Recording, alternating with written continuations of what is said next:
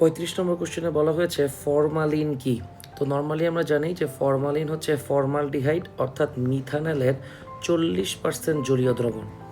অপশনে একটু টুইস্ট করার চেষ্টা করা হয়েছে। 40% জলীয় দ্রবণ বলতে আসলে কি বোঝায়? এর মানে হচ্ছে এখানে দুইটা অপশন নিয়ে ঝামেলা হয়, যেটা কি 60% পানি আর 40% মিথানল, নাকি 60% মিথানল আর 40% পানি, এটা নিয়ে কনফিউশন হয়। তো এখানে ক্লিয়ারলি বলাই হয়েছে মিথানলের 40%। তার মানে মিথানল আছে হচ্ছে 40% আর পানি আছে কত পার্সেন্ট? 60%। তাহলে এটাই হবে আমাদের অ্যান্সার। পরের প্রশ্নে বলা হয়েছে কোন যৌগ অ্যালডল ঘনীভবন বিক্রিয়া দেয়। আমরা জানি অ্যালডল ঘনীভবন বিক্রিয়া তারাই দেয় যাদের কাছে আলফা হাইড্রোজেন আছে। তাহলে এখানে আমরা চেক করে দেখি যে এটা যদি কার্যকরী মূলক হয়, এটা হচ্ছে আলফা কার্বন, কিন্তু এখানে কোনো আলফা হাইড্রোজেন নাই। এটা হচ্ছে কার্যকরী মূলক, এখানে কোনো আলফা কার্বনই নাই, তাহলে এটা আলফা হাইড্রোজেন হওয়ার প্রশ্নই ওঠে না। এবার যদি বেনজালডিহাইডের দিকে তাকাই, আমরা আগেও অলরেডি এরকম এমসিকিউ করে এসেছি যে বেনজালডিহাইডেও সেম, আমাদের এই হচ্ছে বেনজিন, যার 6টা কার্বনের সাথে 6টা হাইড্রোজেন আছে, কিন্তু একটা হাইড্রোজেনকে সরাইয়াই এই সিএইচওটা বসছে। তাহলে সিএইচওর সাথে আলফা কার্বন তো আছে কিন্তু আলফা হাইড্রোজেন নাই। তাহলে আমাদের সঠিক অ্যান্সার হবে 3 নম্বরটা। ক্লিয়ারলি দেখা যাচ্ছে এখানে কার্যকরী মূলকের সাথে আলফা কার্বন আর আলফা কার্বনের সাথে আলফা হাইড্রোজেন আছে। পরের প্রশ্নে চলে যাচ্ছি আমরা, কোন অ্যালকোহলটি নিরোদিত হয়ে অ্যালকিন গঠন করতে পারে না? আচ্ছা, এটা সুন্দর একটা প্রশ্ন। নিরোদিত হয়ে আমরা জানি অ্যালকোহল অর্থাৎ ইথানলের কথা যদি চিন্তা করি, এটার সাথে যদি সালফিউরিক অ্যাসিড কিংবা অ্যালুমিনিয়াম অক্সাইড যদি যুক্ত করি, তাহলে এরা নিরোধক হিসেবে কাজ করে। নিরোধক মানে পানি শোষণকারী। অ্যালকোহল থেকে পানি শোষণ করলে আমরা অ্যালকিন পেয়ে যাই।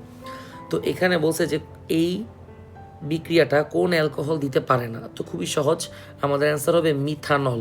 মিথানল এই বিক্রিয়া দিতে পারবে না, কারণ মিথানল 1 কার্বনের অ্যালকোহল, আর 1 কার্বনের অ্যালকোহল থেকে আমরা 1 কার্বনের অ্যালকিন পাবো না, কারণ অ্যালকিন শুরুই হয় 2 নম্বর কার্বন দিয়ে। তাহলে আর বাকি অপশনগুলো দেখার প্রয়োজন নাই। পরের প্রশ্নে যদি যাই, নিচের কোন ক্রমটি ক্ষারধর্মিতার জন্য সঠিক? তো এটাও আমরা আগের ভিডিওগুলোতে এক্সপ্লেন করেছি। ক্ষারধর্মিতাটা সবচেয়ে ইম্পর্টেন্ট। এখানে সবচেয়ে বেশি ক্ষারধর্মী 2 ডিগ্রি, দেন 1 ডিগ্রি, দেন 3 ডিগ্রি, দেন অ্যামোনিয়া, লাস্টে আসবে হচ্ছে অ্যানিলিন।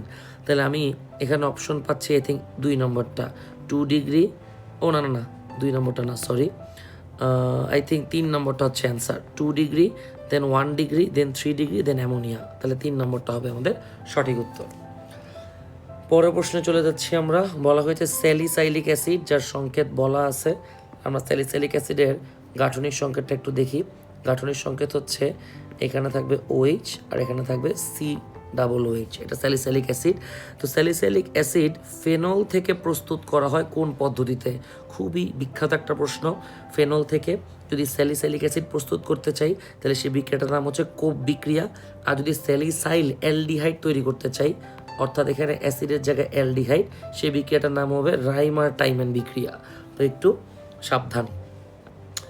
40 নম্বর কোশ্চেনে যদি যাই, এখানে বলা হয়েছে বেনজিন যার নাইট্রেশন হয়েছে ফলে এক্স পাচ্ছি। আমরা জানি বেনজিনের নাইট্রেশনে আমরা পাই নাইট্রোবেনজিন, অর্থাৎ এক্স হচ্ছে নাইট্রোবেনজিন।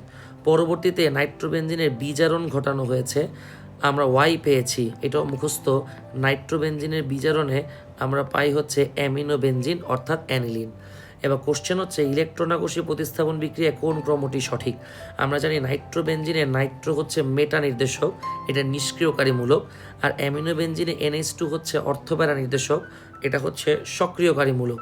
তাহলে সবচেয়ে বেশি সক্রিয় হচ্ছে ওয়াই আর সবচেয়ে বেশি নিষ্ক্রিয় হচ্ছে এক্স, আর এর মাঝখানে কে থাকবে? বেনজিন।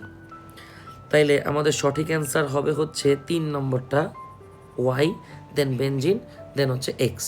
আচ্ছা, আবার একটা আউট অফ দ্য বক্স কথা বলি, কে অর্থপ্যারা আর কে মেটা নির্দেশক, এইটা বের করার সবচেয়ে ইজিয়েস্ট টেকনিক হচ্ছে আমাদের যে বেনজিনের বলয় আছে তার সাথে তার কার্বনের সাথে যেই অ্যাটমটা যুক্ত থাকে সেটাকে আমরা বলি কানেক্টিং অ্যাটম। সেই কানেক্টিং অ্যাটমে যদি সিঙ্গেল বন্ড থাকে তাহলে সেটা হচ্ছে অর্থপ্যারা নির্দেশক, আর ডাবল কিংবা ট্রিপল বন্ড থাকলে সেটা হচ্ছে মেটা নির্দেশক। যেমন আমি NO2কে মেটা নির্দেশক বললাম কেন? কারণ এখানে নাইট্রোজেন কানেক্টিং অ্যাটম, এর সাথে অক্সিজেনের কি আছে, ডাবল বন্ড আছে, তাই এটা মেটা নির্দেশক। কিন্তু আমি যদি অ্যানিলিনের কথা চিন্তা করি, এখানে নাইট্রোজেনের 2 হাতে 2টা হাইড্রোজেন আছে সিঙ্গেল বন্ডে, তার মানে এটা অর্থপ্যারা নির্দেশক।